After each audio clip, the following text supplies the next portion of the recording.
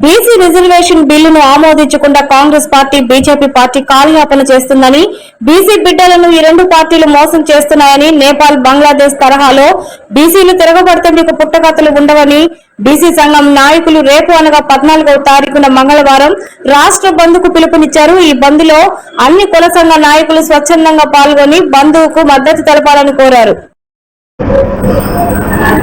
గత 75 సంవత్సరాలుగా ఈ దేశంలో ఈ రాష్ట్రంలో బీసీలను అణగదొక్కుతున్నటువంటి అగ్రవర్ణ పాలక ప్రభుత్వాలు ఇవాళ ఈ దేశంలో ఈ రాష్ట్రంలో బీసీల రాజకీయ జీవితాలతో చెలగాటమాడుతున్నటువంటి సందర్భం స్పష్టంగా కనబడతా ఉంది. ఈ రాష్ట్రంలో కాంగ్రెస్ ప్రభుత్వం బీసీలకు 42% విద్యా ఉద్యోగ రాజకీయ రంగాలలో రిజర్వేషన్ చేసి చట్టం చేస్తామని చెప్పినటువంటి కాంగ్రెస్ ప్రభుత్వం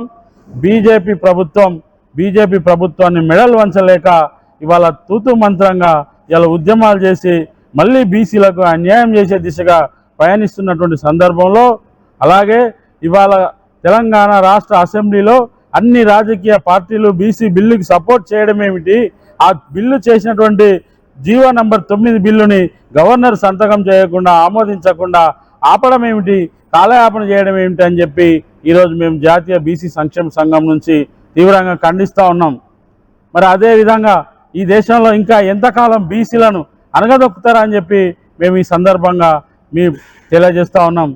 అదేవిధంగా మొన్న జరిగినటువంటి నేపాల్లో కానీ బంగ్లాదేశ్లో కానీ ప్రజలు తిరగబడితే ఏం జరిగిందో స్పష్టంగా ప్రపంచానికి చూపించడం జరిగింది.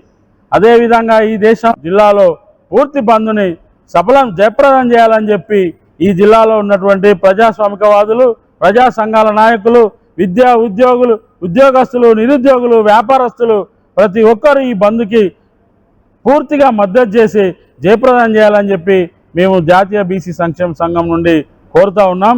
రేపు జరగబోయే బంద్ని ప్రభుత్వాలు గుర్తించి ఇప్పటికైనా 42% బీసీ బిల్లుపై కేంద్ర ప్రభుత్వం, బీజేపీ ప్రభుత్వం, రాష్ట్ర ప్రభుత్వం, కాంగ్రెస్ ప్రభుత్వం చిత్తశుద్ధితో ఈ బిల్లుని అమలు చేసి, ఈ రిజర్వేషన్ అమలు చేసి రేపు స్థానిక సంస్థల్లో ఎన్నికలు నిర్వహించాలని, లేనిచో ఈ రాష్ట్రంలో ఈ దేశంలో అటువంటి బీజేపీ ప్రభుత్వానికి కానీ కాంగ్రెస్ ప్రభుత్వానికి కానీ పుట్టగతులు లేకుండా చేస్తామని చెప్పి ఈ జాతీయ బీసీ సంక్షేమ సంఘం నుండి ఈ ప్రభుత్వాలను మేము హెచ్చరిస్తూ ఉన్నామని చెప్పి తెలియజేస్తున్నాం. సోదరులారా, ఈ జిల్లాలో ఉన్న అనేక రాజకీయ పార్టీ నాయకులు, బీసీలు కదలండి. రేపు జరిగే 14వ తారీఖు బంద్లో మీరు ఖచ్చితంగా అన్ని రాజకీయ పార్టీలో ఉన్నటువంటి బీసీ నాయకులందరూ కూడా పాల్గొని స్వచ్ఛందంగా రేపు 14వ తారీఖు భద్రాద్రి కొత్తగూడెం జిల్లా బంద్ని జయప్రదం చేయాలని చెప్పి జాతీయ బీసీ సంక్షేమ సంఘం నుండి పిలుపునిస్తున్నాం.